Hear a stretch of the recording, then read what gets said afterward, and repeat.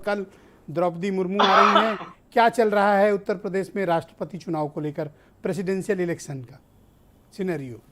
देखिए, चुनाव में अब तारीख नज़दीक आ गई है। 18 तारीख को चुनाव होना है।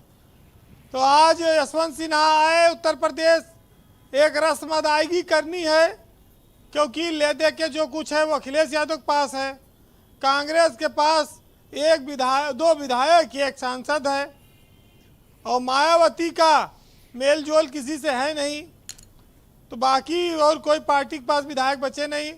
राजभर को अखिलेश ने बुलाया नहीं। पता नहीं राजभर ने को क्या बीजेपी ने साध लिया है, या ये बात अखिलेश यादव को पता चल गई कि राजभर बीजेपी से सध गए हैं, इसलिए नहीं बुलाया। ये आज की बैठक में इतना मामला है। कुल 30-31 हज़ार वोट मिलना है यहाँ से उनको, और आना था अपने लोगों से बात करने। एक बात यशवंत सिन्हा ने जो कही कि बीजेपी में उनकी गहरी पैठ है, वहाँ वो काफ़ी उम्मीद रखते हैं, तो क्या यशवंत सिन्हा बीजेपी से वोट हासिल कर लेंगे? कुछ वो तोड़ फोड़ करा सकते हैं, इस पर कुछ बात आती है। मुर्मू के भी स्वागत की तैयारी है। चुनाव में बीजेपी की जीत पक्की है, लेकिन विपक्ष हिम्मत नहीं हार रहा है। अब बात आई कि साहब ये कायस्थ के साथ अन्याय हो रहा है, और उनके बीजेपी ने तो देश की आज़ादी के बाद से बहुत दिन बाद राज करना शुरू किया था। ये कांग्रेस ने रबर स्टैंप का चलन चलाया। अब जब इस तरह संवैधानिक पदों का चुनाव आता है तो दिमाग में अचानक बात आ जाती कि तो रबर स्टैंप चुनाव का मामला चल रहा है। रबर स्टैंप में कई बार लोग कहते हैं कि साहब ये तो उनके घर में खाना बनाते थे, कोई कहता उनके घर में पता नहीं क्या क्या काम नौकर थे। तमाम सारे आरोप संवैधानिक पदों पर बैठे हुए लोगों पर विपक्ष ने लगाए हैं, और उपहास भी हुआ है। लेकिन चूंकि वो राष्ट्रीय अध्यक्ष का पद है, चुनाव होना है, कौन प्रधानमंत्री चाहेगा कि राष्ट्रपति अड़ंगा लगाने वाला मिल जाए? काम धाम ना करो, रोज चलो दिल्ली की तरह केजरीवाल और लेफ्टिनेंट गवर्नर जनरल रोज भिड़े रहें और जाके धरना देना पड़े गवर्नर हाउस में। तो इस देश में दोनों की भूमिका साफ है कि राष्ट्रपति के नाम पर सरकार देश की चलती रहेगी, जैसे राज्यपाल के नाम पे प्रदेश में चलती है।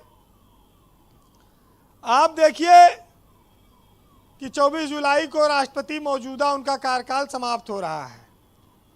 यूपी से 14.86% वोट राष्ट्रपति का है चुनाव का, 15 के लगभग। तो बहुत बड़ा कंट्रीब्यूशन तो है ही है, लेकिन बीजेपी 1,19,000 से ज़्यादा वोट अकेले ले लेगी। यशवंत सिन्हा को ज़्यादा कुछ मिलेगा नहीं उत्तर प्रदेश में, क्योंकि मायावती कहाँ रहेंगी ये किसी को नहीं बता रही हैं। पता नहीं उनका क्या है। वो द्रौपदी मुर्मू का साथ देंगी। देखिए, वो साथ तो देंगी, लेकिन मायावती साथ ऐसे आसानी से तो देती नहीं। कुछ ना कुछ तो डिमांड रखेंगी मोदी जी के सामने, केंद्र के सामने। अब वो तो हेमंत जी ही बेहतर बताएंगे, मतलब क्या उधर की खबर उनके पास अधिक है। हालांकि इस बार मिश्रा जी तो है नहीं वहाँ। मैं क्यों नहीं बताएंगे आप? ये गलत बात है हेमंत जी, आपको बताना चाहिए। बताएंगे? अरे मुझे नहीं पता, मुझे बदनाम मत कीजिए, बदनाम मत कीजिए मुझे। देखिए ये बात, मतलब बीएसपी की खबर रखना क्या बदनामी है? ऐसा है कि अब की बार मिश्रा जी तो है नहीं दिल्ली में, कोई खबर भी स्पीक नहीं रखता, तो वो काम करेगा कौन? देखिए, यशवंत सिन्हा का लड़ना सिर्फ एक संदेश है कि विपक्ष जिंदा है। विपक्ष जानता है हारेंगे, लेकिन हिम्मत नहीं हारेंगे। इस देश में लोकतंत्र की एक खूबसूरती भी है कि विपक्ष जिंदा रहे। लोग कहते हैं हमारे यहाँ दलित राष्ट्रपति बना, आदिवासी बनेगा, इसमें कोई बुराई नहीं है। लेकिन इस देश में माना जाता है कि ये इस तरह के जो पद हैं ये खाली हाथ जोड़ने के लिए बने हैं। जहाँ जाओ हाथ जोड़ो, और देश भर में लोगों को बुला के पद्म श्री, पद्म विभूषण और ये सब सम्मान दो, और एक बड़े से महल में, राजमहल में रहकर सुशोभित होते रहिए। और सरकार को सलाह देने की बात कही जाती है लेकिन दे नहीं पाता है राष्ट्रपति। एक बात और कही बात समझ में आई कि बीजेपी ने रामनाथ कोविंद और तमाम दलितों को सम्मान देकर दलित वोट हथियाया। मायावती को सबसे ज्यादा यूपी में उसमें डैमेज भी हुआ है, लेकिन वो इसको मानेंगी नहीं क्योंकि उनको अब आजमगढ़ में थोड़ा वोट मिल गया, फिर से संजीवनी मिल गई हाथी को, तो टिकटार्थी तो आ ही जाएंगे।